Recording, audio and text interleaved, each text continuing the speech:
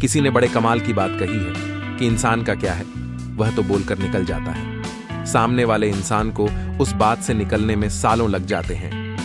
नमस्ते दोस्तों, आई कहानी की शुरुआत करते हैं। मैं एक बड़ी छोटी सी कहानी और यह सच्ची घटना है। हमारे देश के मुख्य चुनाव आयुक्त रहे TN शेषन साहब अपनी आत्मकथा में लिखते हैं, उन्होंने बताया था कि एक बार हम छुट्टियां बनाने के लिए मसूरी जा रहे थे। उत्तर प्रदेश के रास्ते से जा रहे थे। परिवार मेरा साथ में था, तो पत्नी ने सड़क किनारे बाहर की तरफ देख कि बया के घोंसले जो है पेड़ों पर लटक रहे हैं, तो उन्होंने इच्छा जाहिर की कि घोंसला जो है एक लेकर के चलते हैं, 2 घोंसले लेकर चलते हैं, घर में सजावट के काम आएंगे। तो हमने अपनी कार रुकवा दी। ड्राइवर से कहा कि जाओ जाकर के घोंसला उतार लाओ। ड्राइवर गए बाहर और जाकर के उन्होंने देखा कि पेड़ की ऊंचाई काफी थी, तो घोंसला उतारने में दिक्कत आ रही थी। तो सिक्योरिटी वाले जो थे साथ में उनसे कहा कि भाई आओ, आप भी एक बार। वो भी गए। दोनों ने देखा कि पेड़ पर चढ़ना होगा तो बड़ा मुश्किल काम हो जाएगा, क्या किया जाए। तो आसपास नजरें दौड़ आई, तो एक लड़का उन्हें दिखाई दिया जो कि भेड़ बकरियों को चरा रहा था। उसे आवाज देकर बुलाया कि इधर आओ लड़के।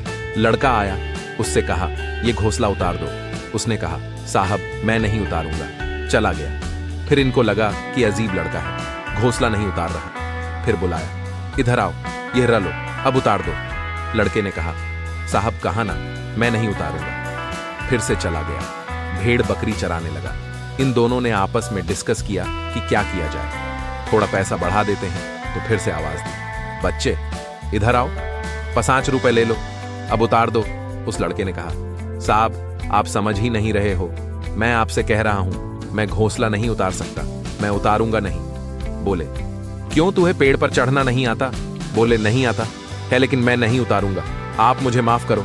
फिर चला गया TN। शेषन साहब देख रहे थे कि आए क्यों नहीं लेकर के, छोटा तो काम है, तो खुद उतर के चले गए। पूछा क्या हुआ? बोले वो लड़का उतार नहीं रहा, हमने उसको RS 50 तक की बात कह दी। शेषन साहब कहते हैं एक बार और बुलाओ। बुलाया गया लड़का। TN शेषन साहब ने कहा भाई RS 100 रख लो, उतार दो। उसने कहा नहीं उतारूंगा, आप मुझे R से 1000 दोगे तब भी नहीं उतारूंगा। फिर चला गया। दौड़ के TN। शेषन साहब आकर के अपनी गाड़ी में बैठ गए और शेषन साहब ने लिखा कि मुझे समझ में नहीं आ रहा क्या हो रहा था, मैं समझना चाह रहा था कि कारण क्या है, उतार क्यों नहीं रहा है। तो TN शेषन साहब ने एक बार फिर से अपनी टीम से कहा जाओ एक बार उसको बुला के बस लाओ, कहना उतारना नहीं है। वो साहब कुछ बात करना चाह रहे हैं, तो गए सिक्योरिटी वाले जाकर के उससे कहने लगे कि अरे साहब बुला रहे हैं, एक बार बात करना चाह रहे हैं। जब उसे लेकर के आ रहे थे तो रास्ते में समझा रहे थे, बड़े साहब हैं, सजा दे सकते हैं, पुलिस की टीम आ जाएगी, समझो तुम उतार दो ना। उस लड़के ने कहा नहीं उतारूंगा।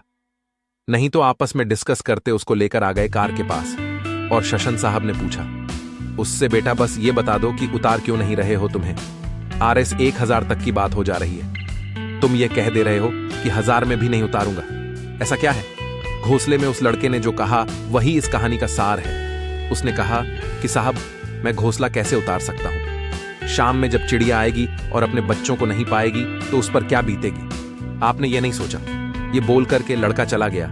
TN शेषन साहब कहते हैं कि उस शाम में मुझे अपराध बोध हुआ, मुझे समझ नहीं आया कि मैंने इतनी पढ़ाई की, IAS बन गया, ये सब मिल गया, लाइफ में इतनी सुविधाएं आ गई, सुख सुविधाएं भोग ली, इतना बड़ा पद मिल गया, लेकिन मेरे दिमाग में वह बात नहीं आई जो एक अनपढ़ बच्चे के दिमाग में आ गई, जो सड़क किनारे भेड़ बकरी चरा रहा था। मैंने सिर्फ पत्नी की इच्छा सुनी और उसके पीछे चल पड़ा। यह नहीं सोचा कि आगे क्या होगा।